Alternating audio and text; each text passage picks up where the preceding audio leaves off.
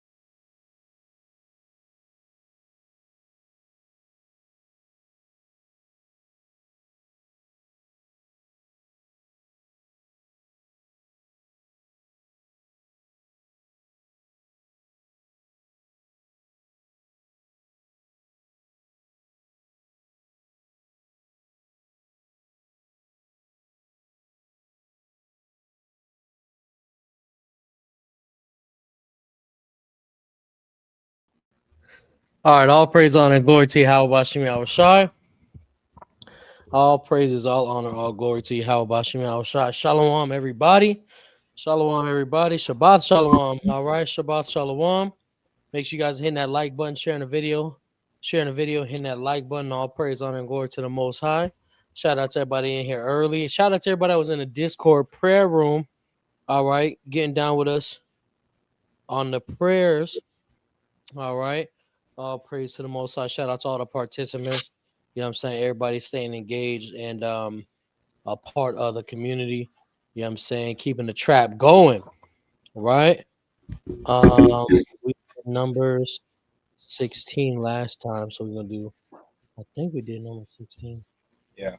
Yeah. Right. So all praise, honor, and glory to you. How about Shemi Asha again? Shout out to everybody joining us. Shabbat Shalom. Hope everybody's enjoying their Shabbat. All right, peaceful rest. And then, of course, you know what I'm saying? Um, Here in America, time went back an hour. So it's almost as we gain more time, right? All praise, honor, and glory to the Most High. Make sure you guys are liking the video, sharing the video, and hitting that like button. All right, this is a members only chat. If you want to become a member, you can do so by clicking that join button, and you can become a member right now. There's a link at the top of the chat, though. There's a link that is at the top of the chat. I want everybody to direct their attention to the top of the chat. There's a link there is the Discord link. All right. If I haven't said so already, of course, all praise, honor, and glory to you. How about Shemi Awashai? It is your brother Rab Yawasap with Yahawanathan. Khan, all praise, honor, glory to the Most High. Salakia. Make sure you hit that link at the top of the chat for the Discord. What else? All right, and just like any and every other live class, we look to raise a minimum of 20 super chats. 20 super chats, it can be as low as 99 cents. Also, ladies and gentlemen, remember we made an announcement yesterday evening. All right, we made an announcement yesterday evening. You can contact us via email using admin at servyhwh.info. That's ADMIN at servyhwh.info. You can contact us to get your free prayer books, your free song books, be added to the prayer list, which, matter of fact, Brother Jay wanted to be added to the prayer list. I do remember him saying that. Right? Remember, we're still praying for our people, praying for our land, and praying for our people. All praise, honor, glory to the Most High. And then, if you would like to be joining us for God's Holy Passover, March 31st, you can do so. Contact us again via email using admin at servyhwh.info. We are inviting Israelites to come and congregate for God's Holy Passover, March 31st, down here in South Florida. Again, you can contact us via email using admin at servyhwh.info. That's ADMIN at servyhwh.info. All praises, honor, and glory to the Most High. If anybody has any questions while we are teaching the class, feel free to ask your questions. They can be on topic or off topic, and we will answer to the best of our ability, in which the Most High God indeed provides us. Also, we encourage each and every one of you to be taking notes, especially during these Sabbath classes. Most importantly, during the Torah portion, right? So make sure you guys are doing that as well. All praise, honor, and glory to the Most High, right? I think that's pretty much it. We are gonna just go ahead and we are just gonna go ahead and get started, right? All praise, honor, and glory to the Most. Let's get started in Matthew 23 and 34 in the NLT. One yes, two no. Are you ready to go? Let me see everybody drop them nines in the chat for those who are actively and effectively listening. Drop them nines in the chat for those who are actively and effectively listening. All praise, honor, and glory to the Most High. Right? So this is the book of Matthew. You know what? Hold on. I'm gonna share it differently. Bam, bam. All praise to the Most High. So this is the book of Matthew, chapter 23, starting at verse 34. Therefore, I am sending you prophets and wise men, all right, and teachers of religious law, but you will kill some by crucifixion, and you will flog others with whips in your synagogues, chasing them from city to city. So Yahawashi taught us and told us, admonished us that he would be sending us prophets, he would send us wise men, and he would send us teachers of religious law. So that is why we are sitting here teaching you the law of the Israelite religion, right? And then we're going to go to Acts 15 and 21, also in the New Living Translation. This is the book of Acts, chapter 15 and verse 21. For these laws of Moses have been preached in Jewish synagogues in every city on every Sabbath day for many generations. So we will be continuing this practice among the Israelites, the synagogue that we have down here in North Miami Beach, Florida. We will be continuing to teach the laws of Moses so that Israelites can come congregate and learn the laws, statutes, and commandments of the Most High God. Again, all praises, all honor, all glory to the Most High God, whose name is Yahweh. We give that praise, that honor, that glory in the name of His only begotten Son, Hamashiach Yahawashi. All right, we are going to get started again in the Torah portion. So let's go ahead and drop them T's in the chat for the Torah portion. Let's go ahead and drop them T's in the chat for the Torah portion. Shout out to everybody joining us. Make sure you did indeed hit the like button. Make sure you did indeed hit the share button. Subscribe to the channel and become a member right here, right now. All right, let me drop that link in the chat just in case. All right, make sure you become a member right here, right now. You can become a bronze trap star, silver trap star, gold trap star, right? But we will go ahead and get started. Okay, I knew it was coming up soon enough, right? So, real quick, a little background on why the priest has us reading the book of Numbers first. The purpose in which we are reading the book of Numbers first is due to us needing to learn our role, needing to learn where we fit in at, needing to learn how to use the talents that God has given us, and making sure we refrain or refuse and abstain from burying them, right? It's worse to take something God gave you and bury it and then try to make up for it in another area of your life. So we are reading the book of Numbers so that we can have the Most High God show us where does our role lie in the body of a Mashiach? Where does our role lie as far as building up and manifesting the truth, or bringing forth His truth in the name of His only begotten Son? So we are now in the book of Numbers, chapter 17. Last Sabbath class we read about Korah and his dead homies, right? Last Sabbath class we read about Korah and his dead homies, what he did and what he caused other people to do with that hate in spirit. You know what I'm saying? So now we are on Numbers chapter 17. All praise, honor, and glory to the Most High God. Let's make sure that we are paying attention, ladies and gentlemen. Let's make sure that we are paying attention, ladies and gentlemen. See y'all already getting into it. Absolutely. Absolutely. You know what I'm saying? After the prayers, everybody just ready to go. But again, all praise, honor, and glory to you. How about Shemi? Let's get started. Indeed, Maja Israel, we are here to learn our role. Right? Numbers chapter 17. So the title is The Budding of Aaron's Staff. Right? This is what I thought was going to happen last class, but it's happening this class. Lord willing, who knows? I know I get what you're talking about now. Con. I think the DNR is still on your side, King. Oh. Con, I got it. All right, all praise, honor, glory to the Most High. Con, so this is the book of Numbers, chapter 17, starting at verse 1. Salakia, hold on. I apologize.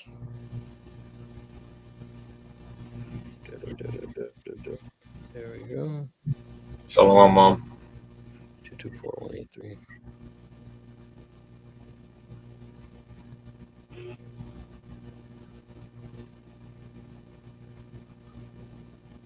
All right, Salakia.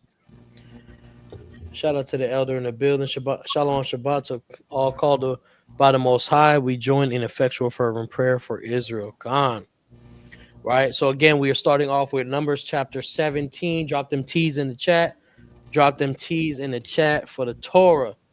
Drop them T's in the chat for the Torah. All praises, all honor, all glory to you. How about Shemi Yahawanathan? Right? It's a short chapter too. Is it? Yeah. Okay. Maybe we'll be able to get the wisdom portion back in line with the Torah portion after this. Oh yeah, because it flowed.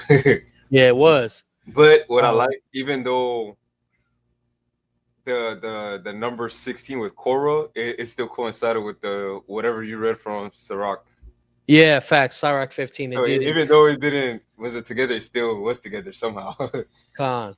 I definitely agree with that, especially the fact that how Moses asked him, "Is your job unimportant?" Roughly paraphrasing, and Sirach 15 told us how you could be choosing life or death, and you know, the Most High God doesn't give you the right to just do what you want. Yeah. Right. Yeah. That's the reason why he formed you in your belly. I mean, your mother's belly. Khan, exactly. He knew and who he made were. you for a purpose, right? So that's what we're here to learn. We're here to gather our roles, ladies and gentlemen. Lord willing, we can learn our roles, right? All praises, all honor, all glory to the Most High. Without any further ado, let's go ahead and get started. Numbers chapter 17, starting at verse 1. We are reading in the New Living Translation. Make sure you get your pencils, notebooks, etc., right? It says, Ahmataza. oh, shout out to Dean. That's not Ahmataza. That's Dean in the chat. Richard Dean. Shalom, Dean. All right. All praise to the Most High. So Khan, Numbers chapter 17, starting in verse 1, it says, Then the Lord said to Moses, Tell the people of Israel to bring you 12 wooden staffs, one from each leader of Israel's ancestral tribes, and inscribe each leader's name on his staff. Inscribe Aaron's name on the staff of the tribe of Levi. For there must be one staff for the leader of each ancestral tribe. Place these staffs in the tabernacle in front of the ark containing the tablets of the covenant, where I meet with you. Buds will sprout on the staff belonging to the man I choose. Then I will finally put an end to the people's murmuring and complaining against you. So you know, just like going back to, you had all these Korah and 250 people. They were trying to overthrow Aaron and Moses, if you guys remember that. So now the Most High has to come and intervene and say, you know what? Now this is proof showing you who I actually chose to do whatever I want them to do. Right? So he's telling the 12 leaders, so this is your staff. You're gonna put it in front of the Ark of the Covenant, and whatever you see the bud sprouting, now that's who you know. That's the Most I chose, who he chose. That's right. Come on. So the Most High God now is making sure that it's without a doubt who he is choosing. And this is within the nation of Israel, because of course the nation of Israel as a totality, we are greater than everybody else, right? But there are particular peoples, particular groups, particular clans within tribes, within the nation that the Most High God does deal with on a special level.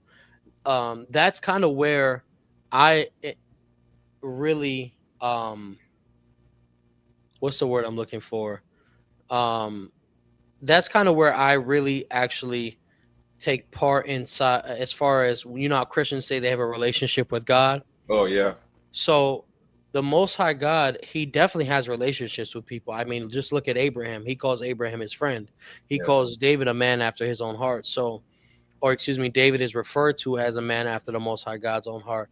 So we see that the Most High does indeed have relationships with people. He has a relationship with the entire nation of Israel. Within the nation of Israel, he has special individuals, right? So we have to really understand where we lie within this relationship and how important we take the relationship the Most High God is cultivating with us. Because whatever relationship the Most High God is cultivating with me may not be what he's cultivating with someone else. You understand? And he may put someone else higher than he may put me, right? It happens all the time. Does that mean that God loves Israel any less? No, he loves Israel, right? he does choose people for particular jobs. It's all it is. Some people are supposed to be supervisors, some people are not. Some people are supposed to handle the sacred things, the sacred objects in the tabernacle. Others are just absolutely never going to have that ability. So we have to really appreciate the relationship that the Most High God has cultivated with one of each of us, in knowing our role and appreciating the job that He is indeed giving us, and sharing that responsibility, if you will, right? But going back to what you said, it's like Aaron and Moses. Even though he showed like he Aaron knew that the Most High was dealing with Moses, but he also Right. was dealing with Aaron as well. But at the same time, that's where I guess that mixed feeling where what you're talking about with Moses, I mean, not Moses, Aaron was having, because God. now he's feeling some type of way, saying don't we have the same relationship as you, but Right. it wasn't like that. It was he had a greater responsibility. Moses had a greater responsibility, but not only that, Aaron has a different greater responsibility as well that the Most High Mm-hmm. chose him for. So it's like we gotta recognize sometimes we have something like say like me and Rob, we both started from the bottom of building our houses, but I probably started before him, but he knows how to build the houses better than I do. But me, I started way ahead of time. But guess what? He was better at it than I did. So why not ask him to do something that he's good at? Sometimes the Most High knows who He chose for that purpose. There was a Judite, I forgot, that the Most High told him to. He chose him to make something. I forgot what it was. I'm not sure. Is it Numbers? No, it's definitely an Exodus. Oh, It's it's an definitely an Exodus. Exodus. Yeah, where they had particular craftsmen. Yeah, that one. So you see, like he chose a Judite to do that. So that Right. Judite was tremendous at what he was doing. But cons like, Even when they were rebuilding certain things, during the time of dang, it's a young king. It's a young king.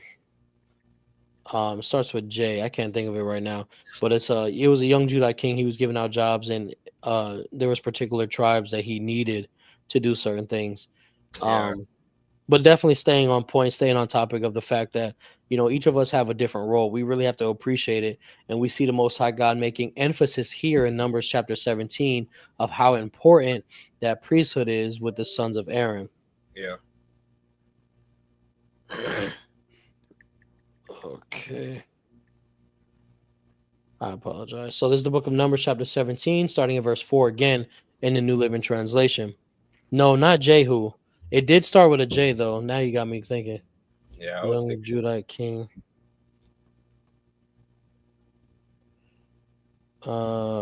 Josiah. Oh, I think it was Josiah. Right? If he's relating to you and you to him, it should be one accord a lot thing because they acknowledge him and it's enough when you have a role in that relationship. Calm.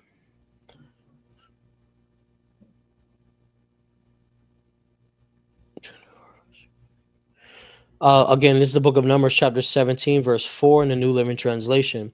Place these staffs in the tabernacle in front of the ark containing the tablets of the covenant where I meet with you. Buds will sprout on the staff belonging to the man I choose. Then I will finally put an end to the people's murmuring and complaining against you. Verse 6. So Moses gave the instructions to the people of Israel, and each of the 12 tribal leaders, including Aaron, brought Moses a staff. Moses placed the staffs in the Lord's presence in the tabernacle of the covenant. When he went into the tabernacle of the covenant the next day, he found that Aaron's staff, representing the tribe of Levi, had sprouted and budded, blossomed, and produced ripe almonds. When Moses brought all the staffs out from the Lord's presence, he showed them to the people. Each man claimed his own staff. And the Lord said to Moses, place Aaron's staff permanently before the ark of the covenant to serve as a warning to rebels. So now Aaron's staff is in the ark of the covenant, right? Permanently.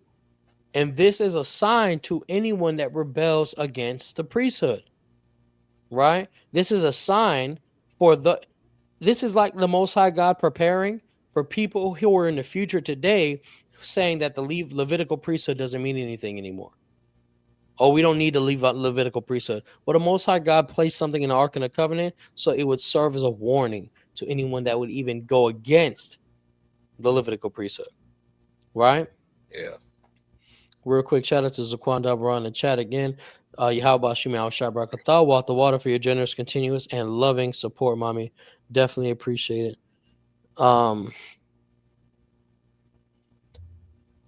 So going back now to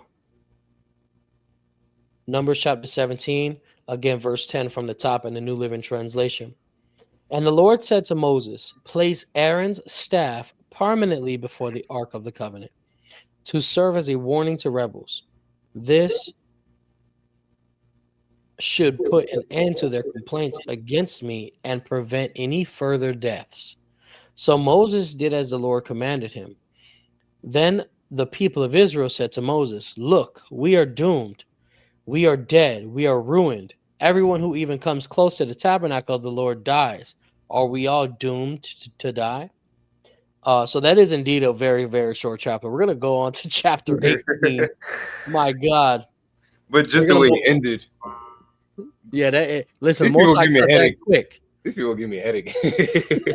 This is us. When I'm talking to Fact. all of us. This is all of us. Most I Crazy. cut that quickly, man. Yeah. He wasn't playing any games. So,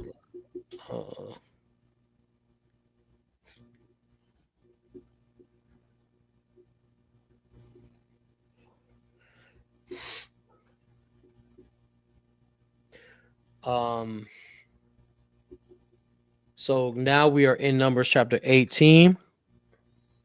Now we are in Numbers chapter 18. Starting from the top, everybody. Wow. One's yes, two's no. If you're paying attention. One's yes, two's no. Are you following along?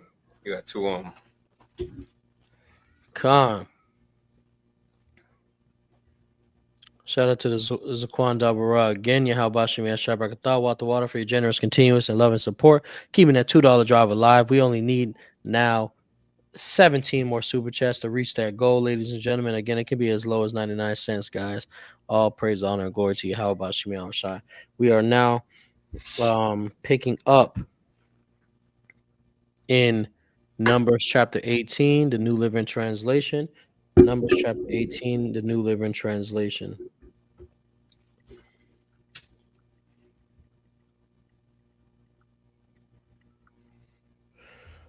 All right. This is the book. Oh, Yahawanathan the water for your generous, continuous, and love and support, mommy. All praise to the Most High. Again, ladies and gentlemen, we are now down to only needing 16 super chats. Can be as low as 99 cents. Right. This is the book of Numbers, chapter 18, starting in verse 1. Excuse me. Then the Lord said to Aaron, you, your sons, and your relatives from the tribe of Levi will be held responsible for any offenses related to the sanctuary. But you and your sons alone will be held responsible for violations connected with the priesthood. Bring your relatives of Levi, your ancestral tribe, to assist you and your sons as you perform the sacred duties in front of the tabernacle of the covenant. So real quick, we see Yahweh, right? The Most High told Aaron, you, your sons, and your relatives from the tribe of Levi will be held responsible for any offenses related to the sanctuary. But you and your sons alone, so Aaron, the lineage of Aaron alone, will be held responsible for violations connected with the priesthood. So notice the Most High God is putting on their shoulders the responsibility, right? And if something goes wrong, even if, let's say, it wasn't them, right, directly, they are the ones held responsible, right? So this teaches us in the Torah that a lot of us, instead of playing the blame game, we have to take the responsibility that the Most High God gave us. Yeah. Right? You go to Malachi 2. Oh, yeah, definitely. That's it, exactly for Levi. So now we're moving to Malachi, the second chapter. 1 just 2's no. Are you following along with us? 1 just 2's no. Are you following along with us?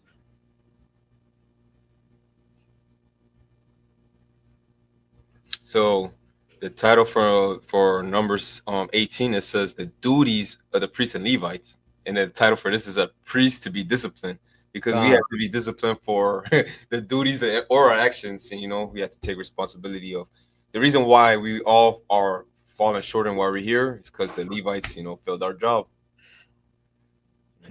It's your fault. Yeah, exactly. Mom always tell me that. She says it's your guy's fault. It's your Levi. That's right. Yeah. So this is the book of Malachi, chapter 2, and we are reading in the KJV. Salakia. This is the book of Malachi, chapter 2. We are reading in the KJV. It says, "And now, O you priests, this commandment is for you. If you will not hear, and if you will not lay it to heart to give glory unto my name, saith Yahweh of hosts, I will even send a curse upon you, and I will curse your blessings. Yea, I have cursed them already, because you do not lay it to heart. Behold, I will corrupt your seed and spread dung upon your faces, even the dung of your solemn feasts, and one shall take you away with it. And you shall know that I have sent this commandment unto you, that my covenant might be with Levi, saith the Lord of hosts. My covenant was with him of life and peace, and I gave them to him for the fear wherewith he feared me, and was afraid before my name. The law of truth was in his mouth, and iniquity was not found in his lips. He walked with me in peace and equity, and did turn many away from iniquity. For the priest's lips should keep knowledge, and they should seek the law at his mouth. For he is the messenger of Yahweh of hosts. But ye are departed out of the way. You have caused many to stumble at the law. You have corrupted the covenant of Levi, says Yahweh of hosts. Therefore have I also made you contemptible and base before all the people, according as you have not kept my ways, but have been partial in the law." Verse 10, "Have we not all one Father? Has not one God created us? Why do we deal treacherously every man against his brother by profaning the covenant of our fathers?" Judah dealt treacherously, and an abomination is committed in Israel and in Jerusalem. For Judah has profaned the holiness of Yahweh, which he loved, and has married the daughter of a strange god. Yahweh will cut off the man that does this, the master and the scholar out of the tabernacles of Jacob, and him that offers an offering unto Yahweh of hosts. And this have ye done again, covering the altar of Yahweh with tears, with weeping, and with crying out, insomuch that he regards not the offering any more, or receives it with good will at your hand. So we see the Most High God is talking majority to the southern kingdom, right? He starts off with Levi, telling them how, because of what they did, making people to stumble at the law and being partial with the law, he has cursed their gifts. He didn't take their gifts away. He cursed them, letting us know that they would maintain the ability of these spiritual powers. It would be on the left-hand side. Yeah. Right? Even anger. With anger. Right? So notice the description that he gave Levi, though, that they feared the Most High, that he made a covenant of peace and life with them.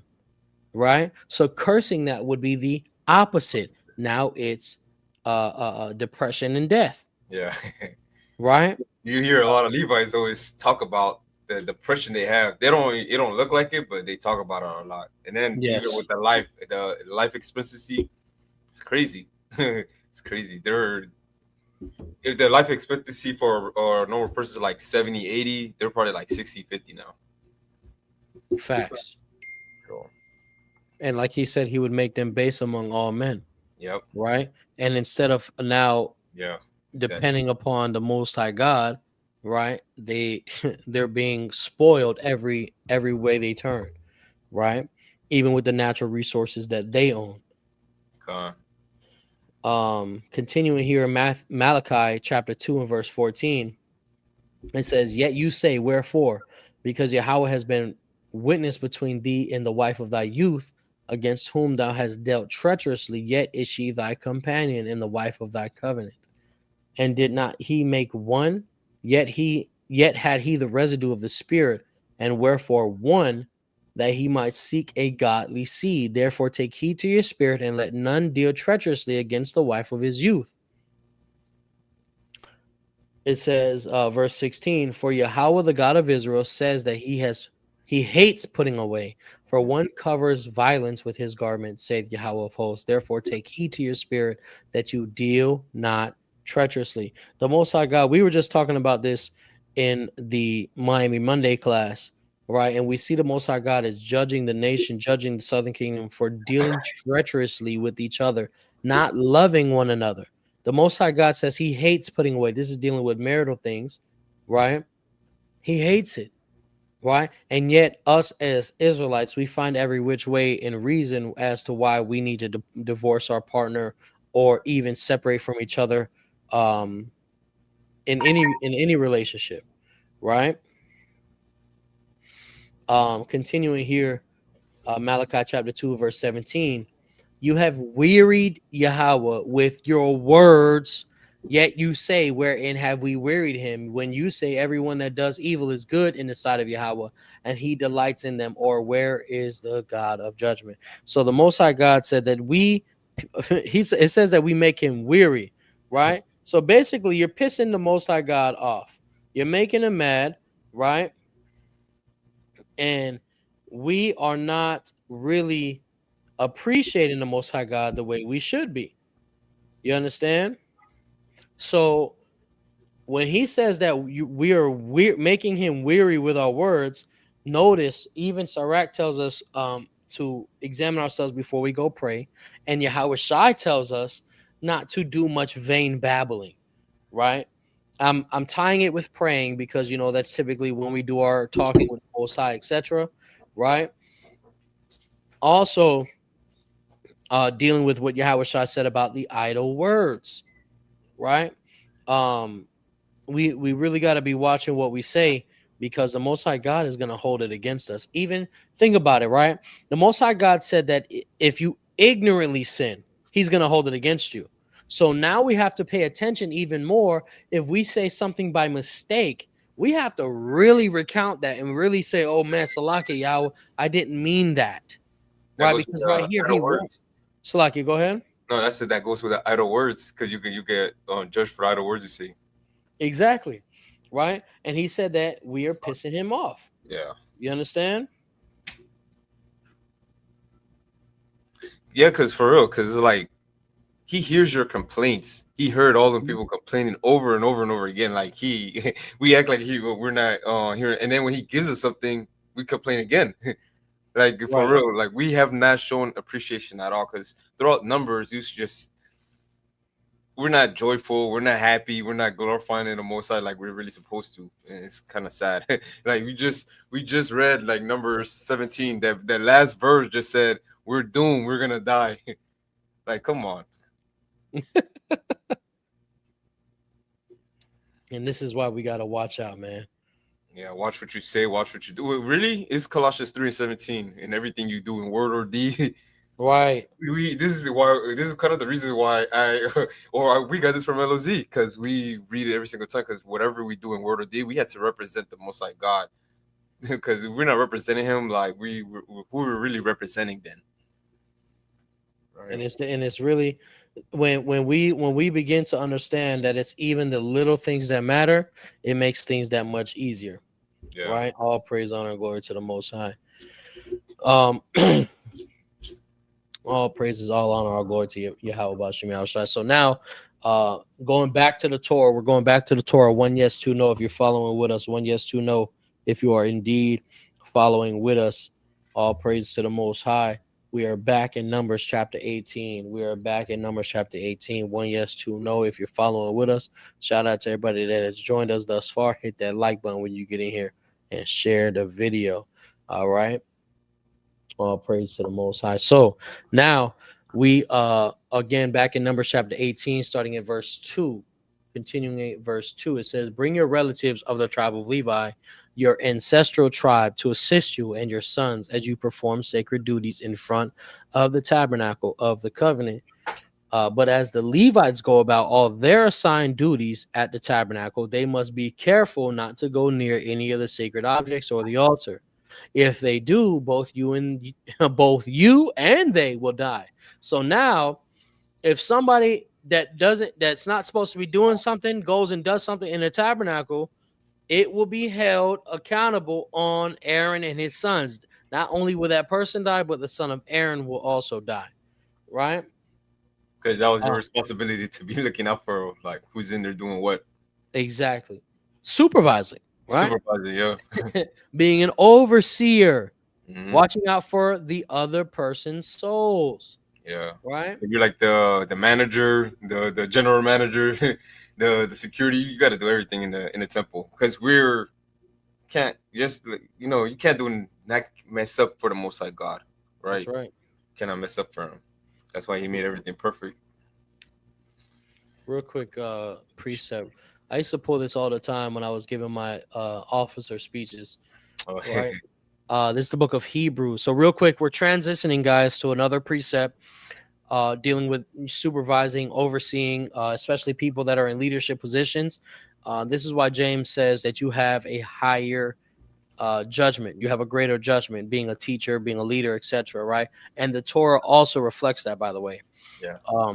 So again, we're transitioning real quick. We slid over to Hebrews chapter 13, verse 17. We slid over to Hebrews chapter 13, verse 17. We are reading in the New Living Translation. We slid over to Hebrews chapter 13, verse 17 in the New Living Translation. Obey your spiritual leaders and do what they say. Their work is to watch over your souls, and they are accountable to God. See that? They are accountable to God. So we now have to account to God when he asks us, well, why didn't you keep so-and-so on the right path? Why didn't you do this? Why didn't you do that? We are held responsible.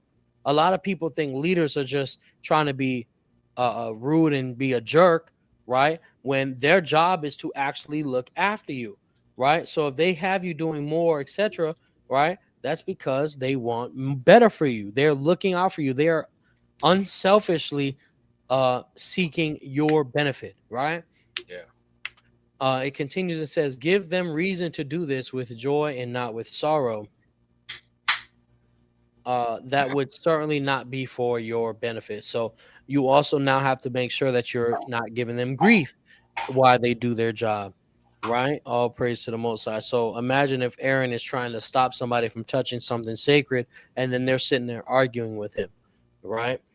I mean, we just kind of saw that with they argue with Korah and other people. Oh man, facts. So that's the reason why he has to come and say stuff like this, because we seen like come on, like you know your role. You weren't basically.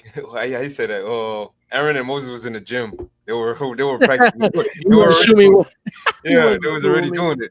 Now Korah come out of nowhere trying to get all the credit. Exactly.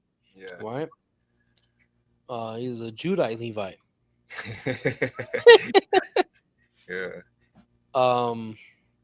So you know what? Go ahead. You know what I thought about that verse is in Isaiah, I think 30 and 12, where it says like we want smooth words, right? So so I think it's 30 and 12. Because I was thinking about it, right? Where if Korah was to overthrow Moses and Aaron, right? They say like Aaron and Moses, they were not the leaders anymore. I believe that Korah and whoever the other people that was to overthrow him, they were trying to get all the people to say do smooth words with the people. Trying to basically tricking them. Yeah, says like this. No, it's in. I got you. Isaiah 30 and 8. Yeah. Oh, 30 and 8. Okay. So we are transitioning again to another precept. Can you explain that verse again, please, Tawada? Which verse? Hebrews chapter 13, verse 17. Which verse are you asking for us to explain again?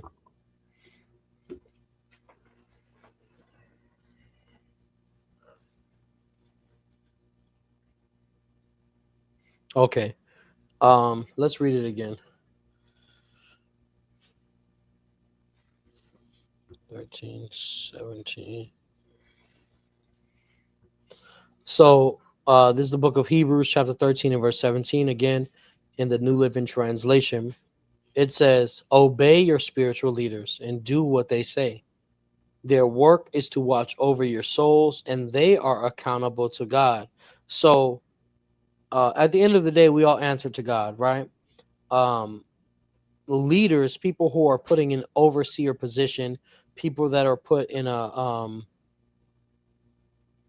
like a captain position, etc., just to be more biblical with it, right? Or elder position, any type of oversight, and you are over someone else, your job is to be looking after that person's soul. That is the job of the leader, and they have to account to God for that because God put them in that position, right? So if they are found not doing their job and you also are falling short, right? They are responsible for themselves and they are responsible for you. We see this being said in the Torah. God tells Aaron that, look, man, if somebody who's not supposed to touch these things comes and touches these objects, they will die, but you will also die because you were in charge of this. So now, um, we, especially people, again, even if let's say you don't have a leadership role per se in whatever organization you may be a part of, you have to really pay attention and notice what a leader is, right? In order to be Your mic cut off.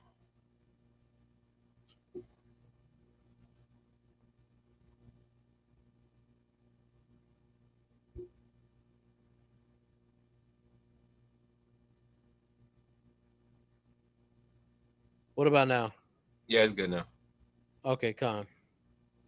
Salakia, right? So again, being put in a leadership position doesn't necessarily just always have to do with your title. You understand?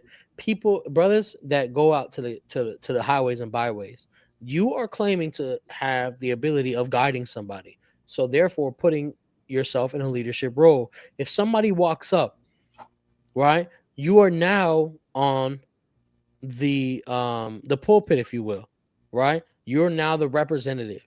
You need to have the ability of representing whatever it is that you're talking about and teaching on a proper level, and then having the ability to guide that individual toward the light, right? So brothers and sisters who are, I don't even want to say just any type of spotlight, but who are attempting to guide people into this truth, you are being put in a leadership position, right? Because you are now guiding someone, right? And you need to be making sure that you're doing it properly because you will be held accountable to God, right? Ezekiel, the 3rd chapter, also talks about this, right? Continuing with this verse here, Hebrews chapter 13, verse 17.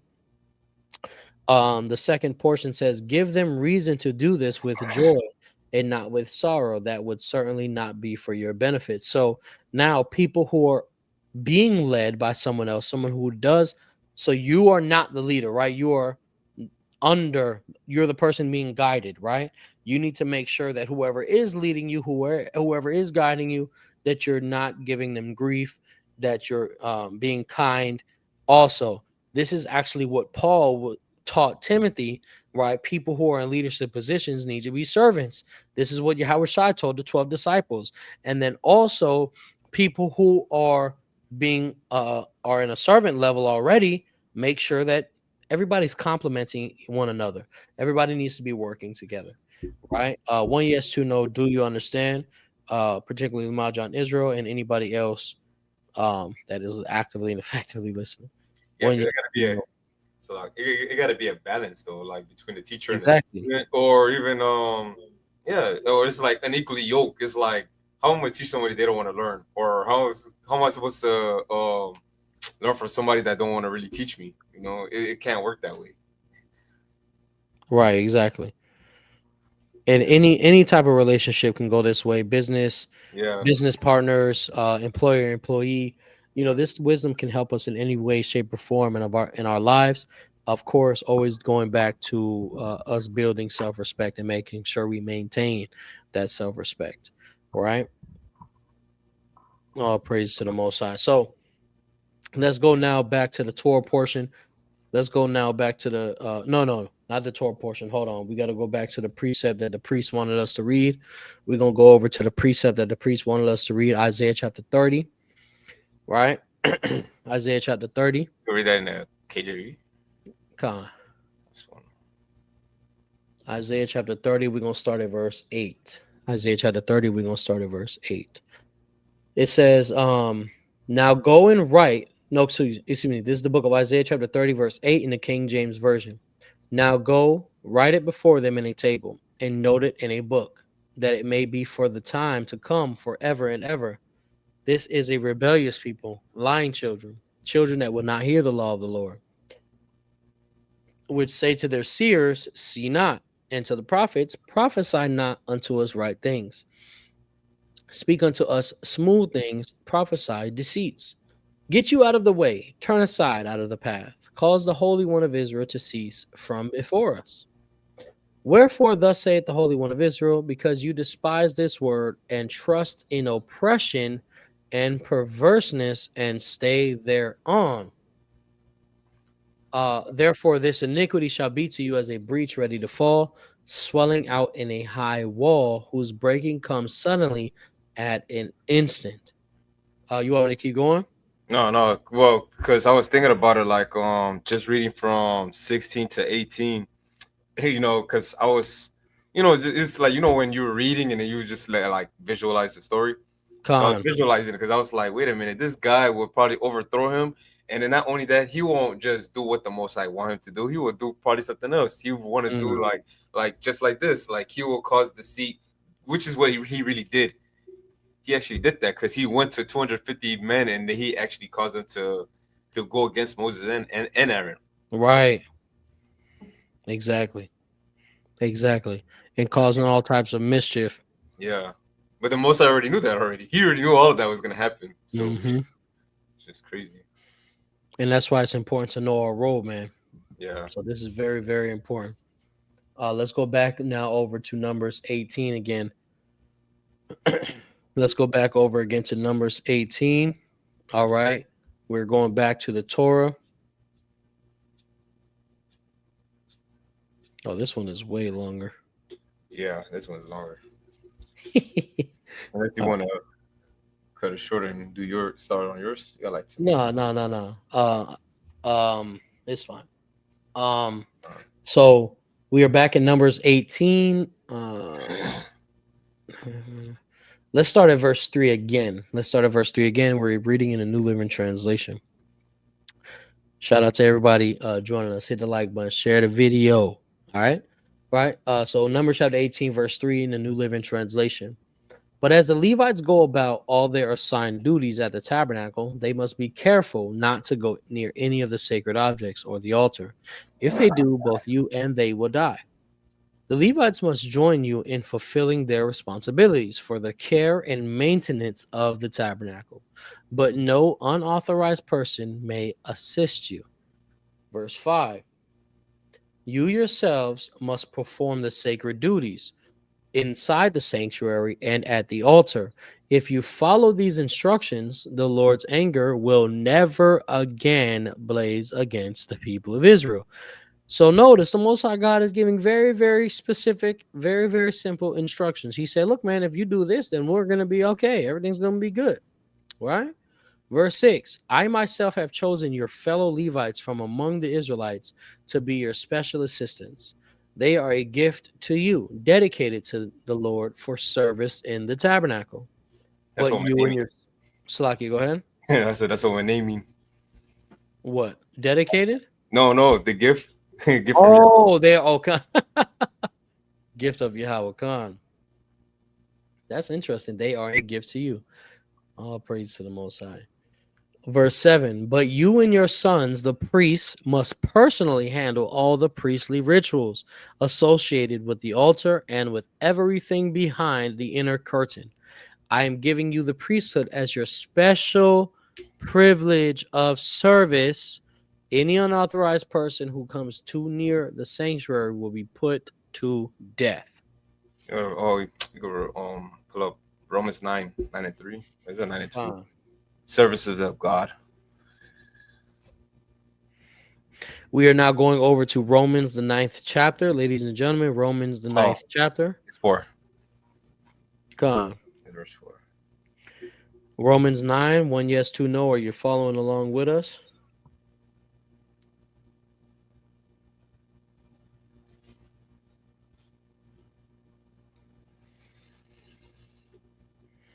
One yes, 2 no. Are you following along with us? Right? Romans chapter 9, verse 3, starting at verse 3 in the KJV, it says, "For I could wish that myself were accursed from Christ for my brethren, my kinsmen, according to the flesh, who are Israelites, to whom pertaineth the adoption and the glory and the covenants, and the giving of the law and the service of God and the promises." These are the promises, the services of God, the giving of the law, and the covenants that the Most High has given us. That we're trying to go back into. I just wanted to read that. God. Because it's a special thing, like that we gotta understand. Like, we forsake the Most High for not doing all of this, and He don't want to kill us. He really don't want to kill us. I keep seeing, and it's crazy. Every time I've been rereading the numbers, like the same chapters over and over again for some reason, and it's crazy because He is so merciful. He is very merciful. He's been giving us chances after chances after chances. But there is people out here that don't care for chances. They don't care. They just want what they want, right? So don't be that person that you want what you want. It's a Psalms 23 where it says where you don't want. Why? Because the Most High just gave everything he gave you everything you needed, or He sufficed everything. What do you really want for real, right? You have the land, you have the blessings. He gave you everything, and you still want more. So there's nothing we should really want for real. But, that was our shepherd. Exactly. God. We're going to transition now back over to Numbers, the 18th chapter. Ladies and gentlemen, we're back in Numbers chapter 18. 1 yes, 2 no. Are you following along with us? 1 yes, 2 no. Right? We are back over in Numbers chapter 18. We are continuing Numbers chapter 18, starting in verse 8 in the New Living Translation. The Lord gave these further instructions to Aaron. I myself have put you in charge of all the holy things that are brought to me by the people of Israel. I have given all these consecrated offerings to you and your sons as your permanent share. You are allotted the portion of the most holy offerings that is not burned on the fire. This portion of all the most holy offerings, including the grain offerings, sin offerings, and guilt offerings, will be most holy, and it belongs to you and your sons. You must eat it as a most holy offering. All the males may eat of it, and you must treat it as most holy. Notice, Levi women can't eat, all the males must eat. Right? Verse 11. All the sacred offerings and special offerings presented to me when the Israelites lift them up before the altar also belong to you. I have given them to you and to your sons and daughters as your permanent share. Any member of your family who is ceremonially clean may eat of these offerings. So it says now any member. Yeah. Right? The family. It says your sons and daughters. So like, go ahead. No, yeah, you could say it was your family. Con. Yeah. So any member of your family could eat it, So the previous was no girls, but now this one's a girl. He's just specifying basically who can eat it, who cannot, and then he's also specifying this is your portion, but this is my portion too. So, right, and the Most High God he's letting Levi know, look, man, I'm giving you what belongs to me. Yeah. Right. Continuing in verse 12, it says, I also give you the harvest gifts brought by the people as offerings to the Lord, the best of the olive oil, new wine, and grain. All the first crops of their land that the people present to the Lord belong to you. Any member of your family who is ceremonially clean may eat this food. Everything in Israel that is specially set apart for the Lord also belongs to you. Imagine that. The firstborn of every mother whether human or animal, that is offered to the Lord will be yours. But you must always redeem your firstborn sons and the firstborn of ceremonially unclean animals. But you must always redeem your firstborn sons and the firstborn. Okay. Verse 16. Redeem them when they are 1 month old. The redemption price is 5 pieces of silver. So this lets you know that there would be money in place for these redemptions. Yep. Right? Redeem them when they are 1 month old. The redemption price is 5 pieces of silver, as measured by the weight of the sanctuary shekel, which equals 20 gerahs. Verse 17. However, you may not redeem the firstborn of cattle, sheep, or goats. They are holy and have been set their blood on the altar and burn their fat as a special gift, a pleasing aroma to the Lord. So that's the Lord's portion. So Come. Verse 18.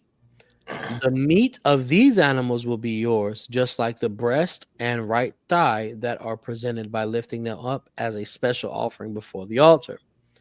Yes, I am giving you all these holy offerings that the people of Israel bring to the Lord. They are for you and your sons and daughters to be eaten as your permanent share. This is an eternal and unbreakable covenant between the Lord and you, and it also applies to your descendants. So notice that there's covenants within the covenant, right? There's clauses basically for particular tribes. This one is for Levi, right? Verse 20. like when we read on Malachi 2, it says the covenant with Levi. Exactly. The Most High God made promises with, and also more particularly, so this is with the tribe of Levi, specifically the sons of Aaron. Mm-hmm. So these laws and these responsibilities, guess who they don't apply to? Any other Israelite. Yep. Right? You guys are Continue. strangers. Slaki, go ahead. I said you guys are strangers. That's right. You see? Strangers of the covenant.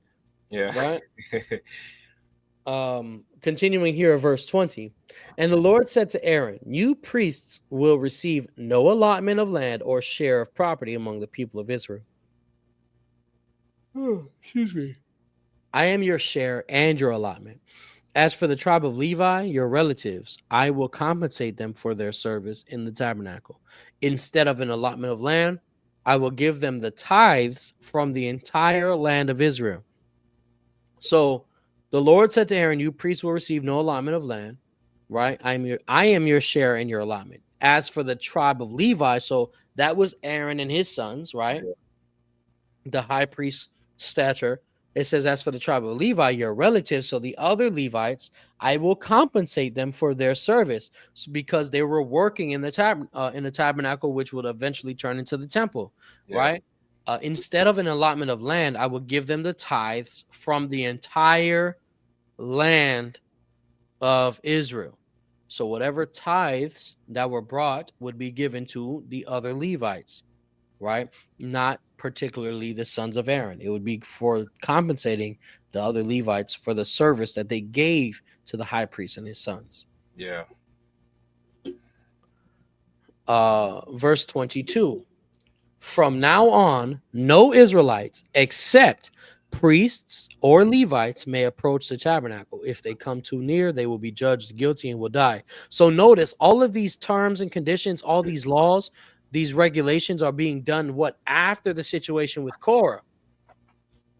This is after what happened, because remember, they went to the tabernacle and they all had incense or censers to burn incense before the Lord to see who the Lord chose, and the Most High God burned all of them. Yeah. So now he's making it absolutely clear. No Israelites except priests or Levites. This also identifies that not every Levite is a priest. Yeah. But the Levites do work with the priests. They work in the temple. Their job is to minister unto the other Israelites and mediate between them, us, and our God. And assist to the Aaronites. Gone. If they So now picking back up at verse 23. Only the Levites may serve at the tabernacle, and they will be held responsible for any offenses against it. This is a permanent law for you to be observed from generation to generation. The Levites will receive no allotment of land among the Israelites, because I have given them the Israelites tithes. Because I have given them the Israelites tithes, which have been presented as sacred offerings to the Lord. This will be the Levites' share. That is why I said they would receive no allotment of land among the Israelites. Verse 25. Give these instructions to the Levites. When you receive from the people of Israel the tithes I have assigned as your allotment, give a tenth of the tithes you receive, a tithe of a tithe, to the Lord as a sacred offering. So now the Levites, right? Remember the non-priestly Levites, if you will, Yeah. they got compensated by all of the tithes of Israel. So just as an example, let's say every single Israelite came together and they came up with $100,000, right? Just quick math, right? They would have to take 10% of that and give it, right, to the Lord. They would have to give it toward the temple. So they would take $10,000 out of that and give it toward the temple. The Levites, who got compensated by the Israelite tithes, they also had to tithe what they received. Does everybody understand that? One yes, two no. One yes, two no. Does everybody understand that?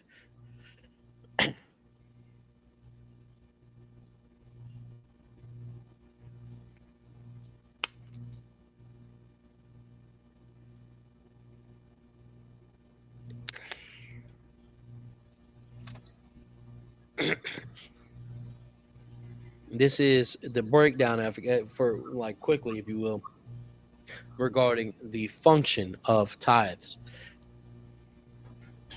This had to do with compensating the Levites for their service, and then they would take what they received and give it to the temple.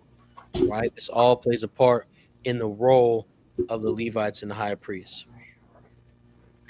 So let's continue now in Numbers chapter 18 and verse 27. Numbers chapter 18, verse 27. The Lord will consider this offering to be your harvest offering, as though it were the first grain from your own threshing floor, or wine from your own winepress. Why? Because remember, they don't have land, so they don't have a threshing floor, they don't have a wine press, they don't grow grapes, right? So this would act as their harvest offering, right? Verse 28. You must present 1/10 of the tithe received from the Israelites as a sacred offering to the Lord. This is the Lord's sacred portion, and you must present it to Aaron the priest. Be sure to give to the Lord the best portion of the gifts given to you. Pay attention, guys. Be sure to give to the Lord the best portions of the gifts given to you. So, yes, this law particularly is dealing with the Levites and how they were to give, right? So now we have to understand the Most High God expects us to give him the best. When we're speaking spiritually, we have to give him our best effort in every sense of the word. When we're if you're someone that goes hold camp, give him your best. If you're someone that does online classes, give him your best. If you're someone who does counseling, make sure you give your best. If you're someone who prays, give him your best. When you're fasting, give him your best. When you're out there just living your regular life, make sure you're giving him your best, keeping the law, statutes, and commandments, right? In a physical sense, right? The Israelites were to come and give tithes, right? The tithes would go to the Levites for performing their service. Then they would have to take 1/10 of what they received and give it to Aaron. And it always had to be the best. So the Israelites brought their best. Then the Levites had to take out of that the best of the best and give that to Aaron, right? This lets you know, or this can be for lack of a better term, insight on how the Most High God deals with different situations or expectations of individuals, right? This would help stop people. This would help stop people from envying one another. The Most High God expects you to give your best. Your best may not be the best of another person, right? This is why we cannot compare the work that God gives us to other people. We got to focus on what God gives us and make sure we're giving him our best, right? Does everybody understand so far? 1 yes, 2 no. 1 yes, 2 no. I'm going to continue here in verse 30, Numbers chapter 18, verse 30 in the New Living Translation still. Also give these instructions to the Levites. When you present the best part as your offering, it will be considered as though it came from your own threshing floor or wine press. So again, because they don't have land, that's why it would be considered as if it came from their own fields, right? Verse 31. You Levites and your families may eat this food anywhere you wish, for it is your compensation for serving in the tabernacle. Verse 32. You will not be considered guilty for accepting the Lord's tithes if you give the best portion to the priests. So, but be careful not to treat the holy gifts of the people of Israel as though they were common. If you do, you will die. Right? So they also, being the Levites, had to appreciate that the fact that the Most High God was giving them these things, and if they became unthankful, God said that He would kill them. That's like not serving him with joyfulness and gladness. But you see how he will kill us for that. Do you see that God said that it's worthy of death not to be thankful? Did anybody else see that? Are Yahawanathan and I the only ones that are looking at this? God just said, be careful not to treat the holy gifts of the people of Israel as though they were common. If you do, you will die. He's telling the Levites, you better be thankful for what I'm giving you right now. Otherwise, I'm going to murk you. Because he's giving you the best, so we should give him the best. I know if it was coming from the Most High, he would not give us anything common. He's giving us the best. Right? So anything that the Most High God is giving you, we got to make sure that we give it our best, man. And we got to be thankful. It don't matter. Right? Because that's what the Most High God saw fit to give us. And he tells Paul the same thing. Well, Paul shares with us, I guess, or shares particularly with the church of Corinth, that he asked multiple times for the Most High God to relieve him of an ailment. And the Most High responded to him and said, look, man, my grace is sufficient for you. All right. So we see this same concept here in the Torah. Look, man, be careful. Right? These holy gifts that you receive, and you better be thankful of these things. Right? And of course, here today, we don't have the tabernacle. We don't know who the sons of Aaron are. Right? We have an idea of who the Levites are on this side of the earth. Right? So now, to make sure that we're still maintaining this, first of all, be thankful for what you get. Right? You always must be thankful for what the Most High God provides you with. That's first and foremost, being thankful.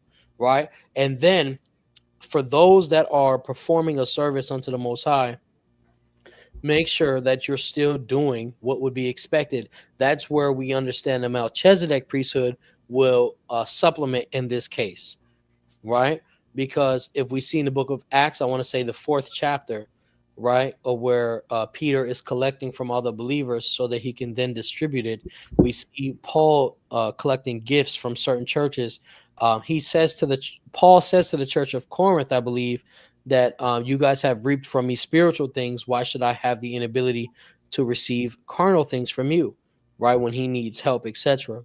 So make sure, again, most importantly, you're being thankful. Secondly, make sure that those who are performing a service unto the Most High, that you are tithing, right? That is how the Melchizedek priesthood will play a hand in this right here, right? And does that necessarily mean us? Listen, if you believe that this is the Most High God's service being done, then yes. If you believe IUIC is doing the service of the Most High God, then you need to be given to them. Whoever you believe is under the anointing of the Most High God, and you're receiving spiritual things, right? It should be very little for you to then give carnal things to help support that service. Because remember, the whole purpose of the tithe was for these Levites to be compensated for their work, right? So even back then, guess what? It wasn't free. It's not free today, and it wasn't free back then. All right. So 1 yes, 2 no. Does everybody understand? All right. I think that was the end of the Torah portion. Yeah. 1 yes, 2 no. Does everybody understand? Before we get into the wisdom portion, drop them dubs in the chat. You already know what it is. Majan Israel said, so if you have a job or position to play, be the best at it. Go all out. Indeed. We need to be thankful to the Most High in all things. Exactly. Shout out to Zaquan Dawara. The apostles and disciples remind us to always be thankful, even in time of adversity. Right? All praises, all honor, all glory to you. How about you? So now we're going to transition to the wisdom portion. Drop them dubs in the chat. You already know what it is. All praise, honor, and glory to you. How about Shai? We still looking to raise 15 more super chats to reach that goal of 20 super chats per live class.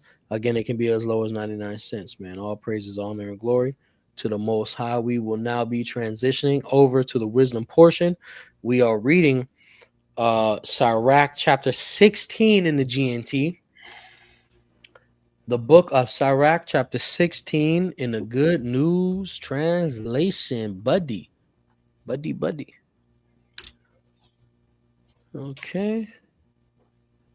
I'll zoom in a little bit more. Oh, no, I'm definitely not zooming in that much. My God, have mercy. Drop them dubs in the chat. This is a members only chat. Let me see the member only emojis, though. You know what I'm saying? Shout out to the Levi. Let me see the Levi flat in the chat. Let me see the Rhino in the chat. Let me see the 305 in the chat. All praise, honor, and glory to the Most High. Right? Shout out Lady Charity White, Yahawanathan Ban Lawya, out the water for your generous, continuous, and loving support, keeping that $1 drive alive. All right, getting us closer and closer to that goal by the grace, mercy, strength, and will of the Most High God Himself, indeed. Right? No, that is not good enough. But why is it zooming? Oh, I had to wait for it to load. Okay, that makes sense. Does that look better for you, or do you want me to zoom in more? A little bigger. All right, that's good. No, too big. All right. You said too big? Pause. All right, make it smaller. Oh my God. All right, that's good. That's good. Hopefully right. Dean's not watching. Yeah. Con. So again, hold on, let me make sure that we remember the theme of Sirach, right? The theme of Sirach. Very important to understand the theme of Sirach when reading Sirach, right? This is the individual, he's in Egypt while he's writing this, and what he's writing is a cultivation, a culmination, right? Accumulated of the wisdom, understanding, and experience from his grandfather, his father, and even himself, right? Based on the Torah, based on the prophets, etc. Right? And we are learning and reading these things to be applied today, right? Of course, in conjunction with us building self-respect, knowing our worth in the Mashiach, Yahawanathan. 1 yes, 2 no. Are you ready to go? 1 yes, 2 no. Are you ready to go? Let me see some more dubs in the chat. Drop a 9 in the chat if you are actively and effectively listening. And if you are watching this on the replay, I should have said this earlier. Make sure you get your pencils, your notebooks, your pens, your highlighters, your markers, etc. Get your Bible out, right? Make sure you're reading along. And then again, if you guys have any questions, feel free to ask us. You can get in the Discord chat. It's at the top of the chat. There's a link. Join the Discord. That's for free. You can ask your questions. Doesn't matter. And if you're watching us on replay, hit the like button, share the video, drop a comment, all those things. Real quick, Lady Charity White, showing love again. Out the water for your generous, continuous, and loving support. Keeping that $1 drive alive 2 more times, getting us closer and closer to that goal. We are halfway done with the goal, guys. We just need 10 more, right? 10 more. Praise the Lord, right? But without any further ado, let's go ahead and let's get started. All right. Ecclesiasticus chapter 16, verse 1 in the Good News Translation. Mm-hmm. The title is called God's Punishment of Sinners. Verse 1. God's punishment for sinners. It might as well say God's punishment for Israel. Right? Exactly. All right. Verse 1. A large family is nothing to be desired if the children are worthless. If the what? Children are worthless. Mm-hmm. It's crazy. It's true. Godless children are nothing to be proud of. Godless children are nothing to be proud of. So now, right, the title, right, the theme is supposed to deal with God's punishment of sinners. And the way that the chapter starts out has to do with large families, right? And whether it's good to have or not based on their godliness. Sirach 15 had to deal with choice making, if you will, right? And whether you are going to follow God or not, and making sure that you don't blame God for your shortcomings. You understand? Read it again. And you know who I'm thinking about too? Job, because this family was kind of like, he already got like, what is it? Godless children, you could say. Mm-hmm. Exactly. All right, so let me start from the beginning. Ecclesiastes chapter 16, verse 1 in the Good News Translation. A large family is nothing to be desired if the children are worthless. Godless children are nothing to be proud of. No matter how many children you have, don't look on them with pride unless they fear the Lord. Unless they what? Unless they fear the Lord. So the best aspect of a child is based on their fear of the Most High God. They're wanting to serve the Most High God, right? It says it doesn't matter how many children you have, you shouldn't be proud of them unless they fear the Lord, right? Now, I want to make sure that we temper this with the Spirit, right? Because again, what Sirach says is not Torah, right? What Sirach is saying is not particularly the word of the Lord, right? And we have to really hope to understand where he's coming from in his perspective, right? Because he could only be at a particular side of the mountain. So we have to pay attention. He says, no matter how many children you have, don't look on them with pride unless they fear the Lord. So I want to dispel any confusion.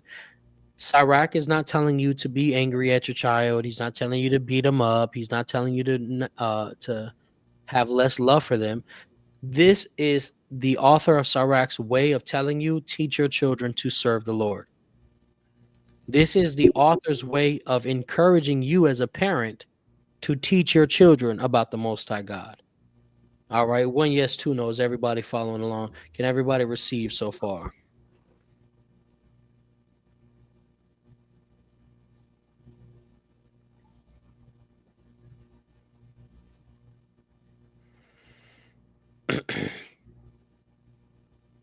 All praise to the Most High. A standard for your children. There we go. And what does Proverbs teach us? Proverbs teaches us what? Train up a child in a way they should go, therefore they will never depart, right? Shout out to moms again, Yahawanathan the water for your generous, continuous, and love and support, keeping that $1 drive alive. Of course, the Benjamin sisters got it going. Mommy and sister Lady Charity White.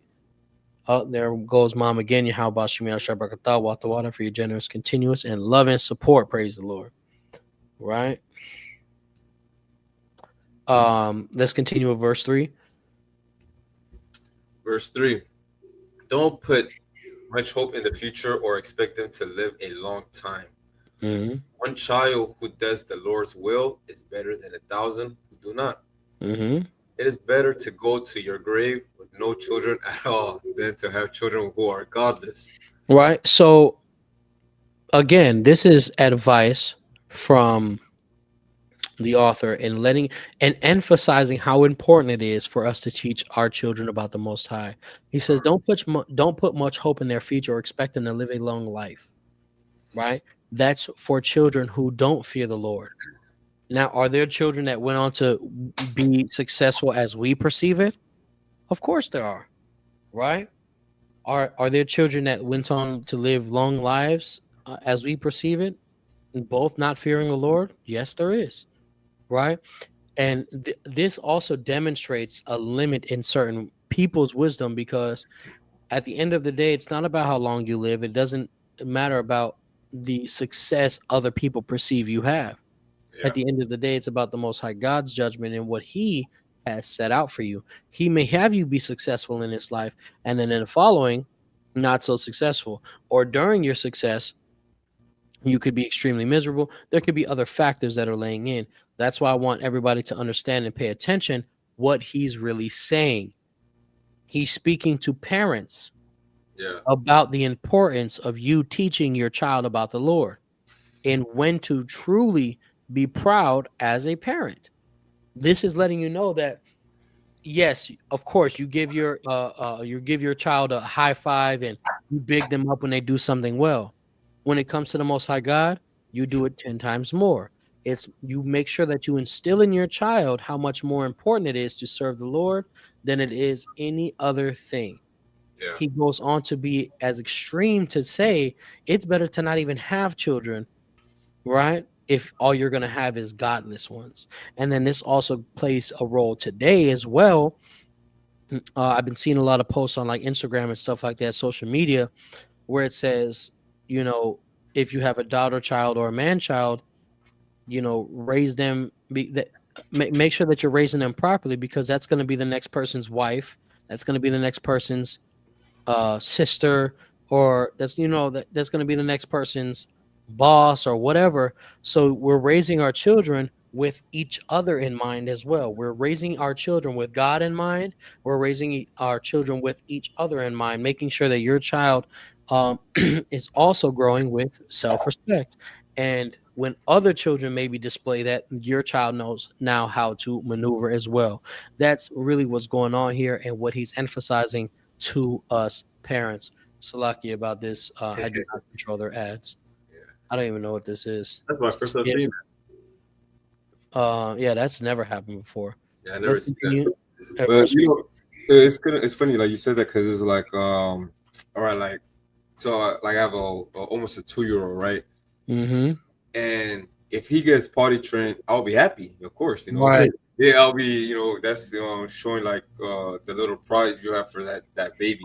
But then what makes me even happier is when he gets his ZZ when he know we're about to go leave. And I was like, whoa, so you know to get that. Like I didn't Mhm. think it. You just know like he's trying to put it on himself. And you know, like that's what you should be proud of. There's a lot of things to be proud of, but just to see like you're teaching him to chase the most high. Or God. even another example, like I have when I was younger, like 19, 20, I just had my first daughter. A lot of people was like, every single one of my friends, they don't want no daughters. But why you don't want a daughter for? Right? But the reason why Right. is like if if I mold my daughter to be a future wife and a future mother, that's why I have to show her how to be that. I can't show her. If I didn't care, I would have just left her and do whatever she wants. So it's up to me to be there for her and show her, which is like what's kind of saying. It's like I don't want a godless child. I want a child that serves the Most High better than I did as a child. Right? Okay. All praise to the Most High. Let's bro, this ad thing keeps popping up, bro, and I've never seen it do this so many times Yeah, that's my first time just seeing it on that. at all. Yeah, never seen Let's start back from verse 4. All right. Ecclesiasticus chapter 4 verse Ecclesiasticus chapter 16 verse 4. A city's population may grow because of the wisdom of one person, while a whole tribe of lawless people disappears. I have seen such things many times and have heard of even more striking examples. So now, again, oh my God, this is gonna piss me off. For real. Again, so now we have to pay attention to what he's saying. He says a city's population may grow. A city's population may grow because of the wisdom of one person, while a whole tribe of lawless people disappears. So now know that it's important. Now he's emphasizing how important wisdom is and how important obedience to God is, right?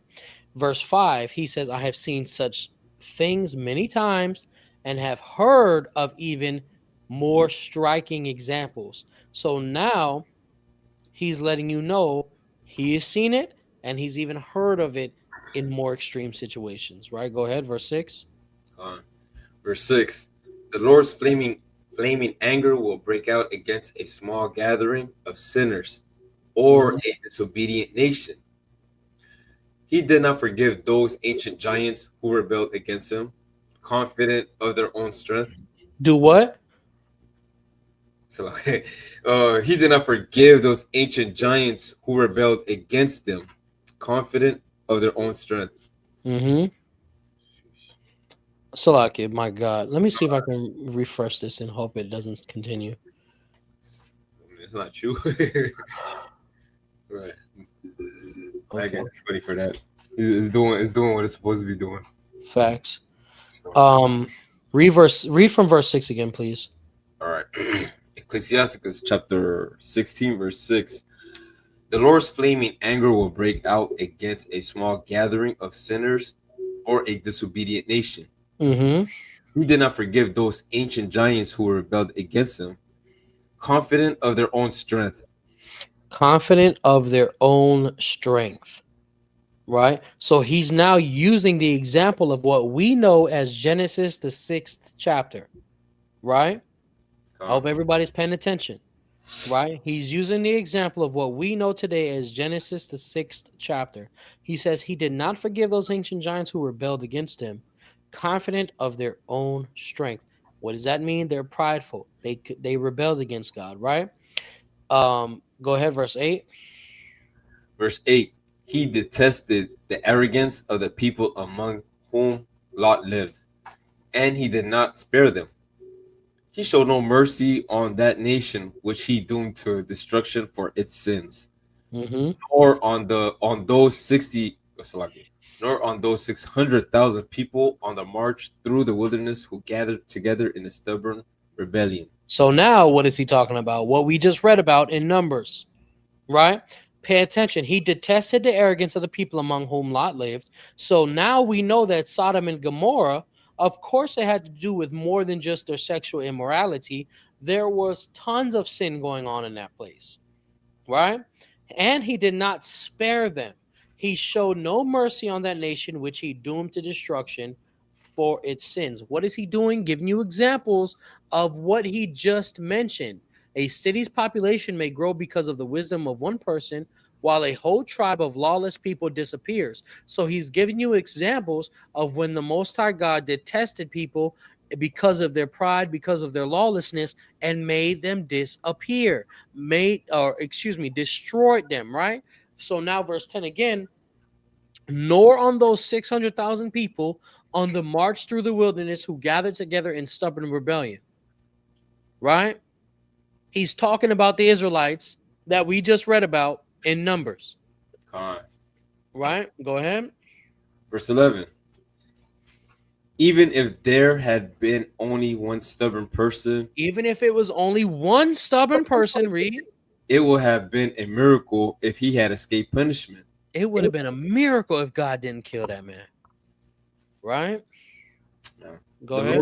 The Lord is merciful, but he can also become angry. He can be overwhelming in his forgiveness or in his anger. That's crazy. Verse 12, his punishment is as severe as his mercy is great. Mm-hmm. He judges people by what they have done. No sinner can escape with what he has stolen. Mm-hmm. The Lord will reward the patience of devout people. So now, right, dealing with the judgment of the Most High God, you can get the right hand side or you can get the left hand side. You can receive mercy or you can receive wrath. They both come from the Most High. It says the Lord is merciful, but he can also become angry. He can be overwhelming in his forgiveness or in his anger. So now the author of Sirach is painting the perspective that guess what? The Most High God can give an abundance of grace. He can also give an abundance of anger. It's as he sees fit. That's what we learned in Exodus. The Most High God will have mercy on who he sees fit. And the Most High God will show wrath to who he sees fit. Because remember, right, a lot of people today, they'll question the fact that, well, David got to live because he committed adultery, and then use that as an example as to why it's okay for them to continue sinning. Absolutely not. You are not guaranteed to have committed adultery and then, oh, it's okay. Everything's going to be all right. You're my friend. It doesn't work like that. The But Most High God, Slaggy, go ahead. no, I was gonna say he got his son killed, his baby. The baby died. There was judgment, but remember, regardless, he is supposed to die. No, but I'm saying like, so think about it this way, or how I'm looking at it, right? I would rather it's like just to be alive and just see my baby suffer like that or got killed. It's like that. That was probably a harsher punishment for me. Very, very, very, very much so. Like I you're agree. suffering, you're The just still point alive, I'm yeah. making is that the point is God forgave him for what he did, regardless. Yeah. Right? There was a judgment that was still prescribed. I understand that. The point is, people use what happened with Moses. The people use what happened with David and all these other individuals where they received mercy, and they use it as at their expense to continue in sin. Right? So now, I totally forgot what the hell I was saying. It's a lot. He can be overwhelmed. His punishment is severe.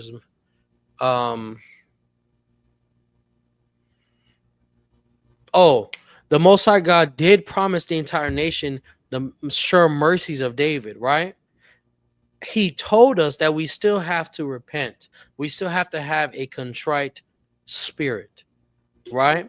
And we see the author of Sirach is telling us, right? You can get either one. He can be overwhelming in his forgiveness or in his anger, right? Let's start back from verse 12. Verse 12. His punishment is as severe as his mercy is great. He judges people by what they have done. No sinner can escape with what he has stolen. The Lord will reward the patience of the devout people. Every righteous person will be rewarded.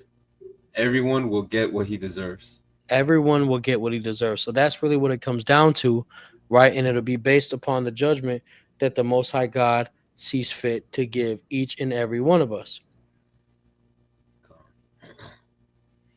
Okay. So now verse 17 and onward is very important, right? So real quick, drop nines in the chat if you are actively and you are effectively listening. Drop nines in the chat if you are actively and you are effectively listening. In the meantime, I'm going to get this precept from Mom. Proverbs chapter 11, verse 1. A false balance is abomination to the Lord, but a just weight is his delight. Right? So the Most High God must be balanced, right? Everything must balance out. And as Paul tells us, in some way, shape, or form, sin is the wages of death. So something must die for a sin being committed.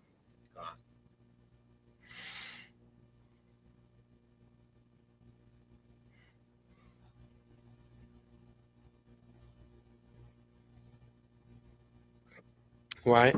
So make sure you guys are paying attention. This is the book of Sirach, chapter 16. We are continuing at verse 17. This is very important to pay attention to. All right, go ahead.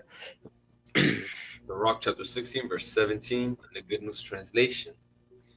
Never say, I will hide from the Lord. Never say, I will hide from the Lord. Right? Never do what Adam did. Don't do what Adam did. Right? Go ahead. Nobody up there is going to give me a thought. So now, notice what's creeping in. Right? This is a lack of confidence. This is the opposite of self-respect. Notice what this individual is saying. The author is telling you never to say these things, right? I will hide from the Lord. Nobody up there is going to give me a thought. So now you're thinking in your mind, I don't matter. Right? Go ahead. Well, that's something like what Mom always tells us is for like self-respect.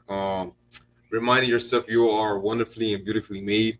You're a masterpiece. You know, she tells us to write these things down because stuff like this is what kind of creeps in. It makes you, I say, doubt yourself. Right, exactly. That's exactly what's happening. And now you're doubting the fact that God loves you. Yeah. Right? Go And ahead. then if you have that doubt now, you can't even prosper like how you could have if you was the opposite of that. Right, exactly. But verse 17, never say, I will hide from the Lord. Nobody up there is going to give me a thought. How can I be noticed among so many people? How can I be noticed among so many people? Notice it's getting worse and worse. I want to hide from the Lord. He's not thinking about me. He's got other people to worry about. Right, go ahead. I'm a nobody. I'm a nobody. Exactly. Yeah. Korah. You thinking that's Korah. And then it starts with a thought, and then it manifests out to an action. So that's what Korah did, kind of. Exactly. All right. And you know what's crazy? That's what happened with Aaron and Miriam, but the Most High stopped it like right then and there. Khan. Right. But Khan, how can I be noticed among so many people? The creation is so enormous. What am I worth? When the Lord comes, everything will tremble. The earth and the great waters beneath it, the sky and the heavens above it. The mountains will shake, and the foundations of the earth will shudder when he looks at them. The Lord isn't going to give me a thought. The Lord isn't thinking about me. This is what the author is telling you never to say, never to think about. Right, read? Verse 20. The Lord isn't going to give me a thought. Nobody cares what I do. If I sin and I'm secretly the soil, nobody will know it. You see that? Now you're willing to sin behind closed doors. Right? Go ahead. Verse 20. The Lord isn't going to give me a thought. Nobody cares what I do. If I sin and I'm secretly disloyal, nobody will know it. If I do what is right, nobody will tell the Lord about it. Who wants to wait for him anyway? Who what? Who wants to wait for him anyway? You see how that doubt turned into lack of faith? Do you see how much this just escalated? It turned into, the Lord doesn't care about me, all the way to, well, who the hell wants to wait on God anyways? Who cares about how God feels? Right? Go ahead. He's too slow in doing what he said he would. Khan, I'm all right. We will. Let's finish this out. We're gonna go to the KJV after. Khan. He is too slow in doing what he has said he would. You see that? And now you don't want to wait for the Lord. Now you done lost faith. Yeah. Right? So we must maintain the confidence in which we receive from the Most High God. We must maintain our confidence in the Most High God. And ultimately, this has to do with self-respect. You understand? So the author tells us never to say these things. Sister Allah Aisha wants us to read verse 18 and 19 in the KJV. Verse 18, 19.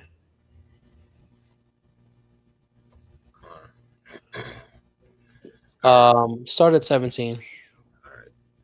Ecclesiastes chapter 16, verse 17 in the KJV. Say not thou, I will hide myself from the Lord. Shall any remember me from above? I shall not remember among so many people. For what is my soul among such an infinite number of creatures? Mm-hmm. Behold, the heaven and the heaven of heavens, the deep and the earth, and all that is therein is, shall be moved when he shall visit. The mountain also and the foundations of the earth be shaken with trembling when the Lord looketh up upon them. Right. So now these are, notice in the same breath, he's listing reasons to be afraid of the Most High and then using it as a reason as to why God is not worried about him. That's why we have to pay attention and know. We learned this during the lesson about distractions. These spirits are very sly. So these are aspects to know about the Lord as to why you should fear them. However, a demon would creep in and say, you see how powerful God is? He's not worried about little old you. Just do whatever you want. Right? One yes, two knows, everybody following along and receiving so far what's being said in their spirit. One yes, two no, and exactly, Abiyar. In return, they become their own God.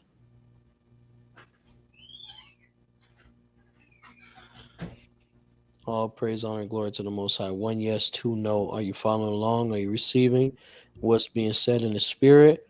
Shout out to everybody joining us. Hit that like button when you get in here. Shout out to everybody joining us. Hit that like button when you get in here. All praise to the Most High. right? So now we do have a little bit more time. We might go a little past 4 o'clock just to finish Sirach 17, right?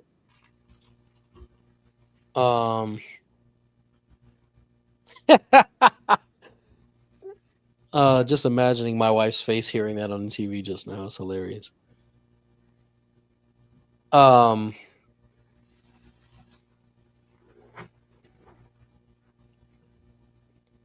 So 1 yes, 2 no, are you ready to go? 1 yes, 2 no, are you ready to go? We're gonna continue back in Sirach chapter 17 in the Good News Translation.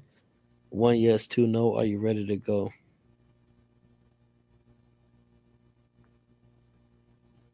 Drop a 9 in the chat if you are actively and effectively listening. Praise the Lord. You can go ahead and start off. All right. Wait, hold on, Slakia. Real quick, shout out Sister Lady Charity White. Yahawanathan Ban Lawya for your generous, continuous, and loving support. We just need 4 more super chats, guys. Shout out to Mom. Shout out to Sister Lady Charity White, keeping them super chats going. We just need 4 more to reach that goal. Praise the Lord. And shout out to everybody joining us, man. Hit that like button when you get up in here. Shout out Lady Charity White again. Yahawanathan for your generous, continuous, and loving support. Praise the Lord. Just need 3 more. Go ahead. All right. Ecclesiasticus chapter 17, verse 1. Then the Lord formed human beings from the dust and sent each of them back to it again. Mm-hmm. He gave them only a limited time to live, but he gave them the authority over everything on earth. He made them to be like himself and gave them his own strength. So now, right, he is speaking about creation. He's speaking about humanity and ultimately referring to what we know as the food chain, how humans are at the top of it, right? Go ahead. Verse 4. He made all other creatures afraid of them. He gave them authority over all the animals and birds. Mhm. He gave them their tongues, their eyes, their ears, their minds, and their consciences. He filled them with knowledge and understanding and showed them the difference between good and evil. So now he's telling you that guess what? Everything you have comes from the Most High God, right? I hope y'all paying attention. Go ahead. Verse 8. He gave them his own insight to let them see the majesty of his creation. Mm-hmm. They will praise his holy name and proclaim the greatness of all he does. He made knowledge available to them. He gave them the law as a source of life. So now in the KJV, it says that he gave them a law of heritage, a law of life for a heritage, right? So real quick,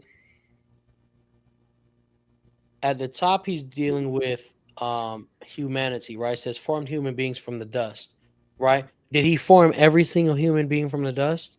No, it only speaks that way about Adam. So now we have to pay attention and know what is being referred to, the chosen people, right? And it says, and sent each of them back to it again. So letting you know that as we die, we go back to dust. Very simple. He gave them only a limited time to live, but he gave them authority over everything on earth. Did he give all of human beings authority? No, he gave that authority to Adam. He put Adam at the top, right? He made them to be like himself and gave them his own strength. He made all creatures afraid of them. He gave them authority over all the animals and birds. He gave them their tongues, their eyes, their ears, conscience, etc. Right? So now we get to verse 11 and it says, he made knowledge available to them and gave them the law as a source of life.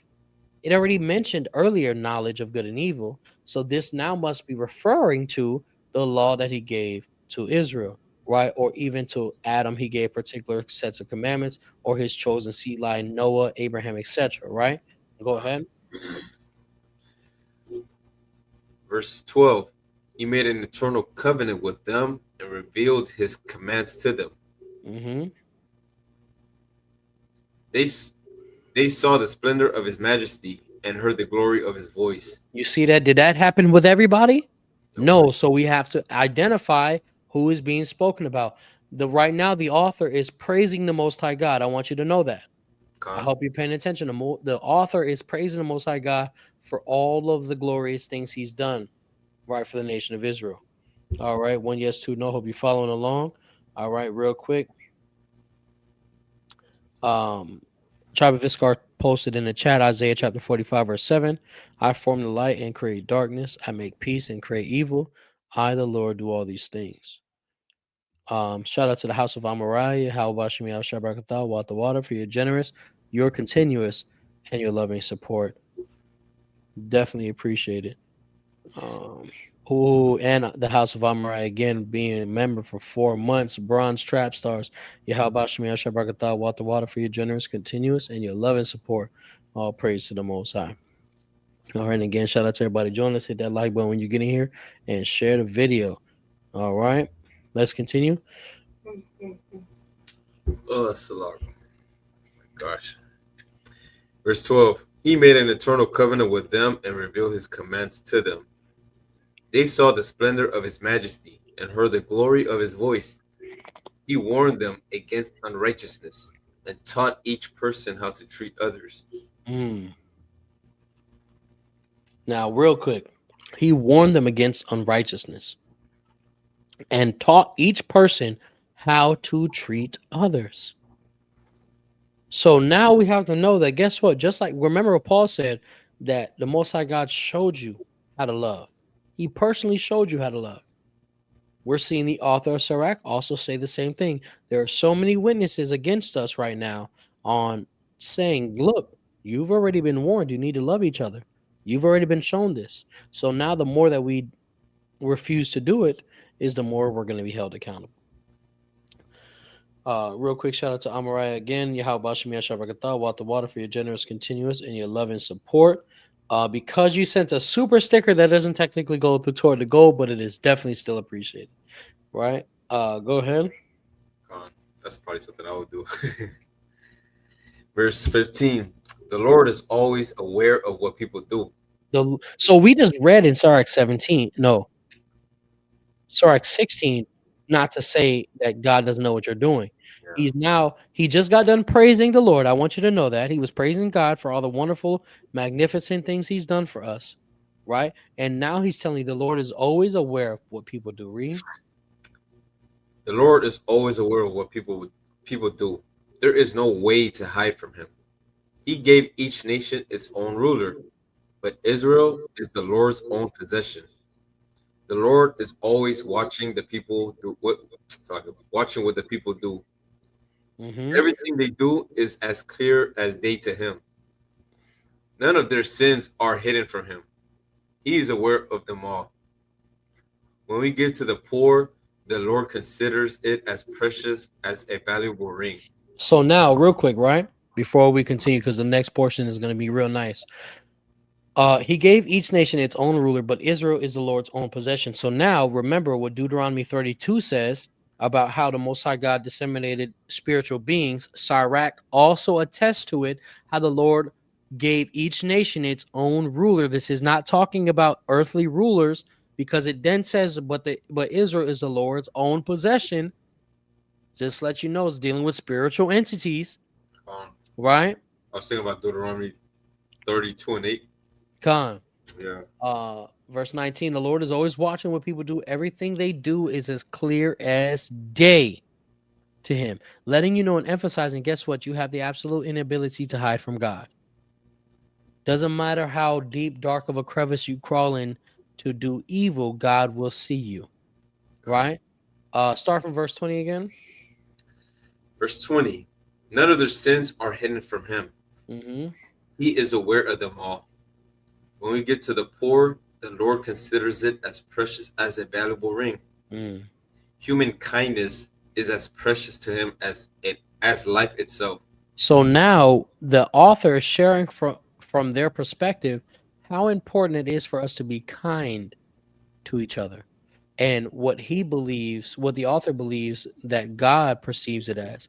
He emphasizes and says that human kindness is as precious to God as life itself. That's how important it is for us to love each other.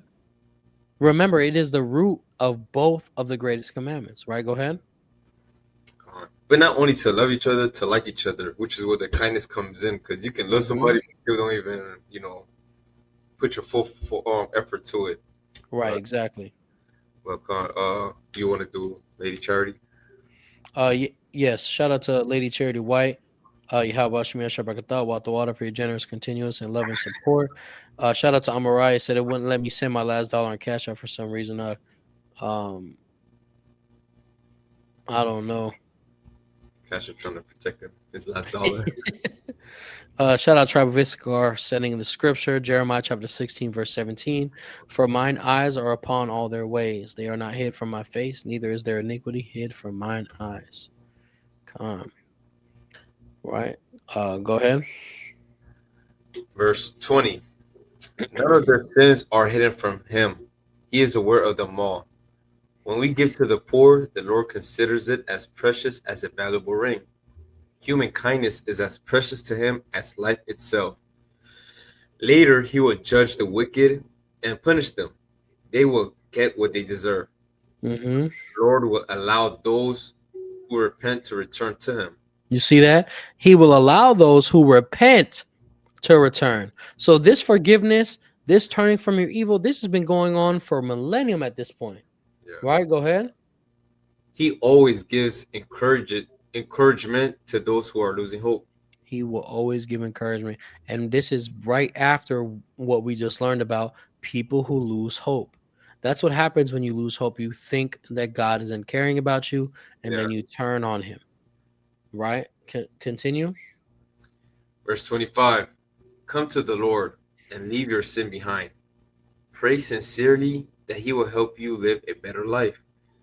Return to the Most High and turn away from sin.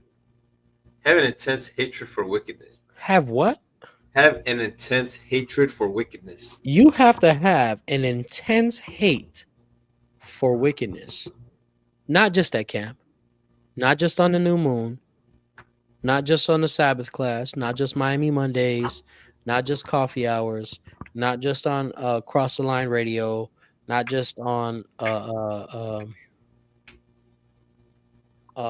Priest Genesis channel, not just on WFI or SOT Sabbath classes. You have to have an intense hatred for wickedness all the time. Right? And real quick, shout out to Lady Charity White for helping us reach our goal. Yahawanathan for your generous, continuous, and your loving support, sister. All praise to the Most High. Tribe of Issachar posted Job chapter 34 and verse 22.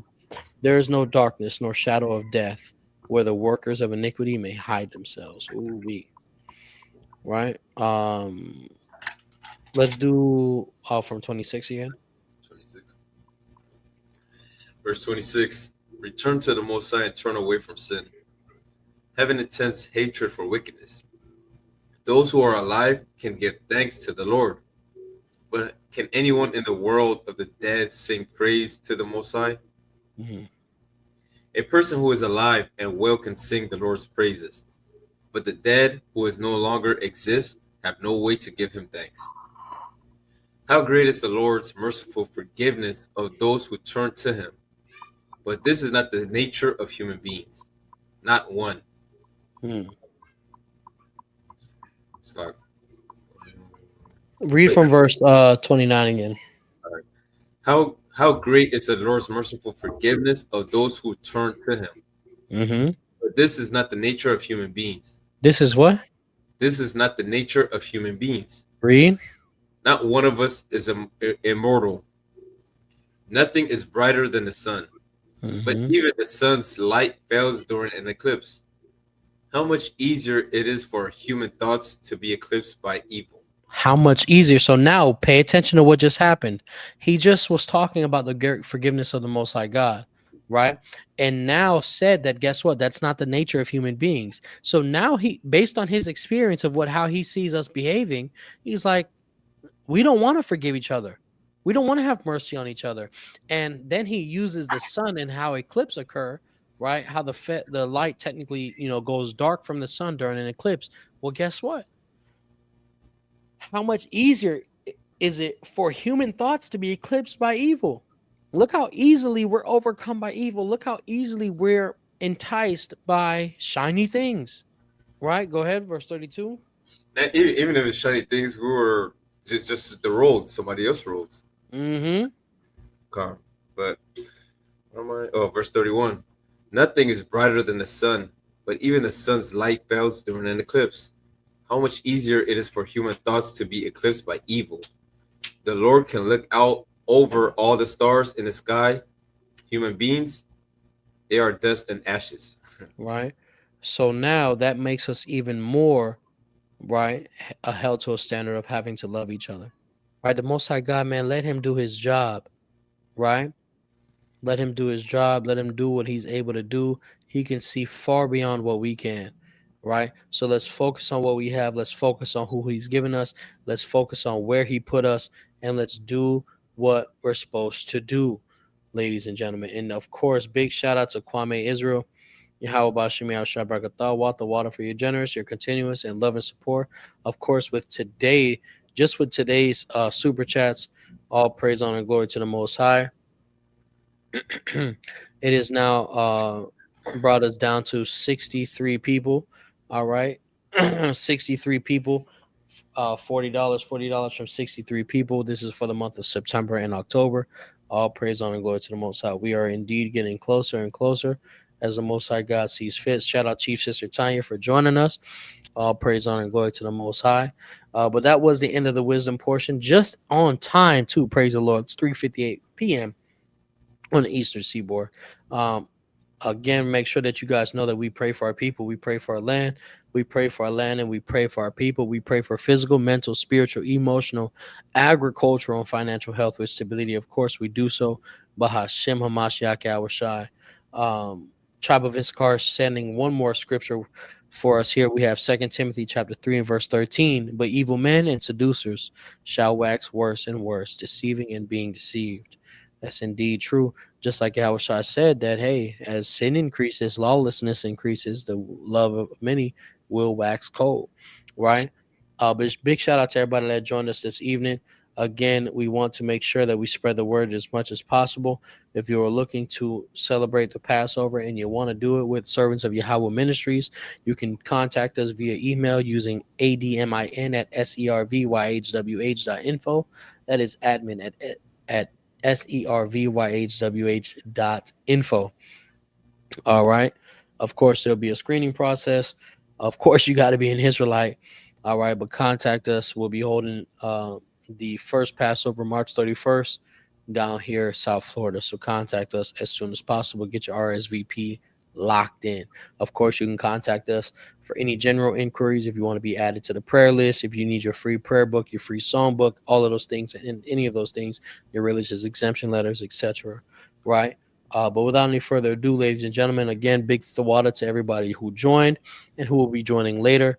Make sure you hit the like button, share the video, drop a comment, etc. Until next time, all praises, all honor, all glory to Yahweh Bashim Yahushai. May Yahweh bless thee and keep thee. Yahweh make his face shine upon thee and be gracious unto thee.